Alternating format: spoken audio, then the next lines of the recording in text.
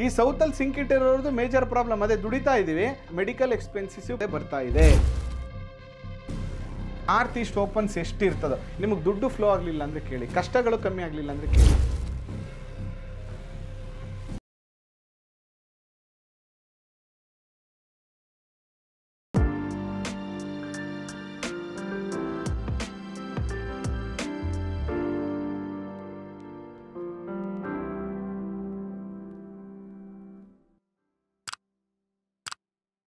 ಶ್ರೀ ಗುರುಭ್ಯೋ ನಮಃ.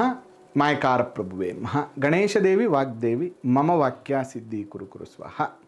ವಾಸ್ತು ಪುರುಷಾಯ ವಿದ್ಮಹೇ ಕ್ಷೇಮಂಕರಾಯ ಧೀಮಹಿ ತನ್ನೋ ವಾಸ್ತು ಪ್ರಚೋದಯಾತ್. ಆರಾಧ್ಯ ದೇವನಾಗಿರುವಂಥ ಮಲೆಮಾದೇಶ್ವರರನ್ನ ಮನದಲ್ಲಿ ನೆನೆಯುತ್ತಾ, ವಿದ್ಯಾಗುರುಗಳ ತಂದೆ ತಾಯಿಯ ಪಾದಾರವಿಂದಿಗಳಿಗೆ ನಮಸ್ಕಾರವನ್ನು ಮಾಡ್ತಾ, ಜಗದ್ಗುರು ಪಂಚಾಚಾರ್ಯರನ್ನು ಬಸವಾದಿ ಶರಣರನ್ನ ಮನದಲ್ಲಿ ನೆನೆಯುತ್ತಾ, ನನ್ನೆಲ್ಲ ಪ್ರೀತಿಯ ಯೂಟ್ಯೂಬ್ ವಾಹಿನಿಯ ವೀಕ್ಷಕ ಬಂಧುಗಳ ಅಂತರಾತ್ಮಗಳಿಗೆ ನಿಮ್ಮ ಮುಗುರು ಮಧು ದೀಕ್ಷಿತ್ ಮಾಡುವಂತಹ ಪರಿಪೂರ್ಣವಾದಂಥ ನಮಸ್ಕಾರಗಳು. ನೋಡಿ, ಇವತ್ತು ನಾನು ನಿಮಗೆ ಏನು ವಿಷಯ ತಿಳಿಸ್ತಾ ಇದ್ದೇನೆ ಅಂದರೆ, ಬಹಳ ಮುಖ್ಯವಾಗಿ ವಾಸ್ತು ದೋಷ ಇದ್ದಾಗ ಹೇಗೆ ಫೈನಾನ್ಷಿಯಲಿ ಪ್ರಾಬ್ಲಮ್ಸ್ ನಮಗೆ ಬರ್ತದೆ, ಆರ್ಥಿಕ ಸಮಸ್ಯೆಗಳು ನಮಗೆ ಹೇಗೆ ಬರ್ತದೆ ಅನ್ನುವಂಥದ್ದು ಇವತ್ತಿನ ಸಂಚಿಕೆಯಲ್ಲಿ ತಿಳಿಸ್ಕೊಡ್ತೇನೆ. ಇನ್ನು ಯಾರೆಲ್ಲ ನಮ್ಮ ಚಾನಲ್ ಸಬ್ಸ್ಕ್ರೈಬ್ ಆಗಿಲ್ಲ, ಸಬ್ಸ್ಕ್ರೈಬ್ ಆಗಿ ಫಾಲೋ ಮಾಡಿ ಮತ್ತು ಶೇರ್ ಮಾಡಿ. ನೋಡಿ, ಇಲ್ಲಿ ಮುಖ್ಯವಾಗಿ ಈ ಕಾಂಬಿನೇಷನ್ಸ್ ಅಂತ ಬಂದಾಗ ನೋಡಿ, ಇದು ಪೂರ್ವ, ಇದು ಈಸ್ಟ್, ಇದು ದಕ್ಷಿಣ. ಈ ದಕ್ಷಿಣದಲ್ಲಿ ಕರೆಕ್ಟ್ ಪೊಸಿಷನಲ್ಲಿ ಏನಾದರೂ ಡೋರ್ ಇಟ್ಟಿಲ್ಲ ಅಂತಂದರೆ ಆ ಮನೆಗೆ ಹೋದ್ಮೇಲೆ 100% ಬೇಗ ಸಾಲಕ್ಕೆ ಸಿಕ್ಕಾಕೋತಾರೆ. ಆರ್ಥಿಕ ಸಮಸ್ಯೆಗಳು ಸಾಲ್ವ್ ಆಗೋದೇ ಇಲ್ಲ. ಜೊತೆಗೆ ಈ ಈಶಾನ್ಯ ದಿಕ್ಕಿದೆಯಲ್ಲ, ಇಟ್ ಈಸ್ ವೆರಿ ಇಂಪಾರ್ಟೆಂಟ್ ದಿಕ್ಕಿದು ಈಶಾನ್ಯ ದಿಕ್ಕು. ಈಶಾನ್ಯ ದಿಕ್ಕಲ್ಲಿ ಏನಾದರೂ ಶೌಚಾಲಯ ಇದ್ದರೆ, ಟಾಯ್ಲೆಟ್ ಇದ್ದರೆ, ಅಡುಗೆ ಮನೆ ಇದ್ದಂಥ ಸಂದರ್ಭದಲ್ಲಿ ಅಥವಾ ಕಟ್ಟಾಗಿದ್ದರೆ, ಈ ಥರ ಸಂದರ್ಭದಲ್ಲಿ ಕೂಡ ಅವರು ಸಾಲಕ್ಕೆ ಸಿಕ್ಕಾಕೋತಾರೆ. ಯಾಕಂದರೆ ಈ ದಿಕ್ಕಿಗೆ ಅಧಿಪತಿ ಬಂದರು ಗುರು ಇಸ್ ಎ ಫೈನಾನ್ಷಿಯರ್. ಹಣಕಾಸಿನ ಮುಗ್ಗಟ್ಟನ್ನು ತಂದುಬಿಡ್ತಾನೆ. ಕೋಟಿ ಟ್ರಾನ್ಸಾಕ್ಷನ್ ಇರಲಿ, ಅಷ್ಟೇ ಸಾಲ ಇರ್ತದೆ. ಮತ್ತು ಬೇಗ ಸಾಲ ಮುಗಿಯಲ್ಲ. ಇದು ಬಹಳ ಸಮಸ್ಯೆಯನ್ನು ತಂದುಬಿಡುತ್ತೆ. ಮತ್ತು ಇಲ್ಲಿ ನೋಡಿ, ನೈಋತ್ಯ ಮೂಲೆ ಇದೆಯಲ್ಲ, ಇದು ನೈಋತ್ಯ ಮೂಲೆ, ಇದು ಬಹಳ ಇಂಪಾರ್ಟೆಂಟ್. ಯಜಮಾನನ ದಿಕ್ಕು ನಿವೃತ್ತಿ. It is A storage room ಅಂತ ಕರಿತೀವಿ ನಾವು. ಯಾವಾಗಲೂ ಆಸ್ತಿ, ಹಣ, ದುಡ್ಡು ಎಲ್ಲ ಸ್ಟೋರ್ ಆಗುವಂಥದ್ದು. ನಿವೃತ್ತಿ ಅನ್ನುವಂಥ ದೇವತೆ ಆ ದಿಕ್ಕಲ್ಲಿ ಆ ಹಣವನ್ನು ಕಾಪಾಡ್ತಾನೆ ಅನ್ನುವಂಥದ್ದು.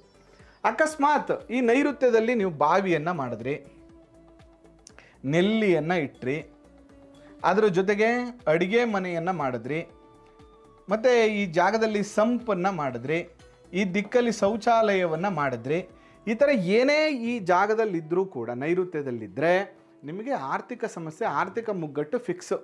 ಪ್ಲಸ್ ಅದರ ಜೊತೆಗೆ ಮೆಡಿಕಲ್ ಎಕ್ಸ್ಪೆನ್ಸಿವ್ ಕೂಡ ಜಾಸ್ತಿ. ಅಗೋಚರ ರೋಗ ಬಾಧೆಗಳು ಅಂತ ಡಾಕ್ಟ್ರಿಗೂ ಮೆಡಿಕಲ್ಗೂ ಕೆಲವು ಟೈಮ್ ಗೊತ್ತಾಗಲ್ಲ, ಬಟ್ ಕಾಯಿಲೆ ಅಂತೂ ಇರ್ತದೆ. ಅದಕ್ಕೋಸ್ಕರ ಏನಂತಂದರೆ, ಈ ಕಾರ್ನರ್ಸ್ಗಳಂತ ಏನು ಹೇಳ್ತೀವಿ, ಈ ದಿಕ್ಕುಗಳನ್ನು ಮತ್ತು ನಿಮ್ಮದು ಎಂಟ್ರಿ ಕರೆಕ್ಟ್ ಪೊಸಿಷನ್ ಇಲ್ಲ ಅಂದರೂ ಕೂಡ, ಈಗ ನೋಡಿ ಎಕ್ಸಾಂಪಲ್, ನಿಮಗೆ ನಾರ್ತಲ್ಲಿ ಫಸ್ಟ್ ಪೋರ್ಷನ್ನು 3-4ರಲ್ಲಿ ಬರಬೇಕು ಡೋರು. ನೀವು ಇಲ್ಲಿ ಇಟ್ಕೊಂಡ್ರಿ ಅಂತ ಇಟ್ಕೊಳ್ಳೋಣ ಡೋರ್ನ. ದುಡ್ಡು ಓಡಾಡ್ತಾ ಇದೆ ಗುರುಗಳೇ, ಬಟ್ ಎಲ್ಲಿ ಬಂದರೂ ದುಡ್ಡು ಸಾಕಾಗ್ತಾ ಇಲ್ಲ. ಎಲ್ಲಿ ಬಂದರೂ ದುಡ್ಡು ಸಾಕಾಗ್ತಾ ಇಲ್ಲ. ಪ್ರಾಬ್ಲಮ್ಸು. ಯಾಕಂದರೆ ಸೌತ್ ಈಸ್ಟ್ ಬಂದು ನೀಚ ಸ್ಥಾನ, ಲಕ್ಷ್ಮೀ ದಿಕ್ಕಿದು. ಈ ಜಾಗಕ್ಕೆ ನೀವು ಎಂಟ್ರಿ ಕೊಟ್ಟ ತಕ್ಷಣ ಆ ಮನೆಯಲ್ಲಿ ಆರ್ಥಿಕ ವ್ಯವಹಾರಗಳು ನೋಡಿ ಸರ್, ಕ್ರೋಡ್ ಟುಗೆದರ್ ಬಿಸ್ನೆಸ್ ಗುರುಗಳೇ, ನಮ್ಮದು ದುಡ್ಡು ಉಳಿತಾ ಇಲ್ಲ, ಬರ್ತಾ ಇಲ್ಲ, ಸಾಲ.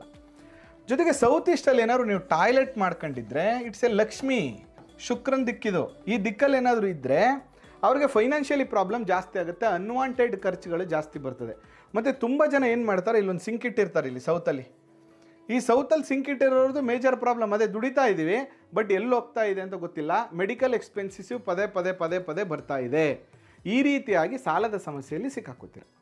ಅದಕ್ಕೆ ಮೊದಲು ಈ ರೀತಿ ಸಮಸ್ಯೆಗಳಿದ್ದಾಗ ಅದಕ್ಕೆ ಪರಿಹಾರಗಳನ್ನು ಮಾಡಿಕೊಂಡು, ಅಥವಾ ಅಕಸ್ಮಾತ್ ಬಾಡಿಗೆ ಮನೆ ಇದ್ದರೆ ಬೇಡಪ್ಪ, ಇದ್ರೆ ಸವಾಸ ಬೇಡ, ಯಾವುದೋ ಬೇರೆ ಮನೆಗೆ ಹೋಗೋಣ ಅಂತ ನೋಡಿಕೊಂಡು, ಅಥವಾ ಕನ್ಸ್ಟ್ರಕ್ಷನ್ ಟೈಮಲ್ಲೇ ಇಂಟೀರಿಯರ್ ಅಥವಾ ಎಕ್ಸ್ಟೀರಿಯರ್ ಅಥವಾ ನಂದು ಆರ್ಕಿಟೆಕ್ಟ್ ಡಿಸೈನಲ್ಲಿ ಮನೆ ಎಲ್ಲನೂ ಮಾಡಿ ನಿಮ್ಮ ಖುಷಿಗೆ ನೀವು ಮನೆ ಮಾಡ್ತಿರ್ತೀರಿ. ಅದರಲ್ಲಿ ಒಂದು ಒಳ್ಳೆಯ ವಾಸ್ತು ಸಲಹೆಯನ್ನು ತಗೊಂಡು ಸರಿಯಾದ ಮಾರ್ಗದಲ್ಲಿ ನೀವು ಕನ್ಸ್ಟ್ರಕ್ಷನನ್ನು ಮಾಡಿಕೊಂಡ್ರೆ ಸಾಲದ ಪ್ರಾಬ್ಲಮ್ಸ್ಗಳು ಕಮ್ಮಿ ಆಗುತ್ತೆ.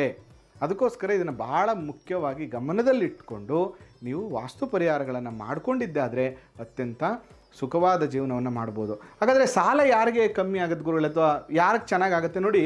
ಯಾರು ನಾರ್ತು ದೊಡ್ಡ ಕಿಟಕಿ ಡೋರ್ಸ್ಗಳು ಇಟ್ಕೊಂಡಿರ್ತೀರ, ಪೂರ್ವದಲ್ಲಿ ದೊಡ್ಡ ಕಿಟಕಿ door, ventilation, north East opens ಎಷ್ಟು ಇರ್ತದೋ. ಈಗ ನಿಮಗೆ ತುಂಬ ದುಡ್ಡು ಸ್ಟಕ್ ಆಗೋಗಿದೆ ಅಂತ ಇಟ್ಕೊಳ್ಳೋಣ, ನಾರ್ತ್ ಡೋರ್ ಓಪನ್ ಮಾಡಿ, ನಾರ್ತಲ್ಲಿ ಒಂದು ಕಿಟಕಿ ಇಡಿ.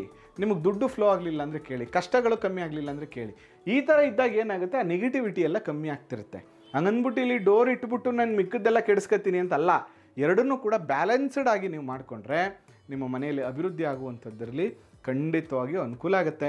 ಯಾವುದೇ ಥರದ ಸಮಸ್ಯೆಗಳಾಗೋದಿಲ್ಲ. ಇದನ್ನು ಸರಿಯಾದ ಕ್ರಮದಲ್ಲಿ ನೀವು ವಾಸ್ತುವನ್ನು ಮಾಡಿಕೊಂಡ್ರೆ ಎಲ್ಲ ರೀತಿಯ ಅನುಕೂಲಗಳು ನಿಮ್ಗಾಗತ್ತೆ. ಈ ವಾಸ್ತು ಸಲಹೆ ನಿಮ್ಗೆ ಇಷ್ಟ ಆಗಿದೆ ಅಂತ ಭಾವಿಸ್ತೇನೆ.